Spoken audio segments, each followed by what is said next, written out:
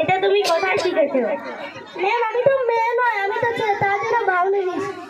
বলো তো ঝোলা কার্তিক সূর্য কাটে না চাঁদ কাটে? ভূমিকম্পের সময় সূর্য কাটে। বলো তো ঝোলা কার্তিক চালু। তোমার জন্ম তারিখটা কবে? ম্যাম এটা আমার কে জানে না, 1939 সালে আমার জন্ম হওয়ার কথা ছিল, 1947 সালে আমার জন্ম হয়। স্বাধীন পশু হলো গরু, গরু দিয়ে আমরা নানা রকম দুধ দিয়ে নানা রকম সুস্বাদু তৈরি করি, আর তৈরি করি, গোবর দিয়ে গুড়ে তৈরি করি। আমাদের জাতীয় পাখি হলো কাক। সকালবেলা ঘুমের সময় আমার কাক ডাক পরিবেশকে নোংরা আবর্জনাকে খেয়ে পরিষ্কার রাখে। বলো তো ঝোলা কার্তিক একটা ঔষধি গাছ।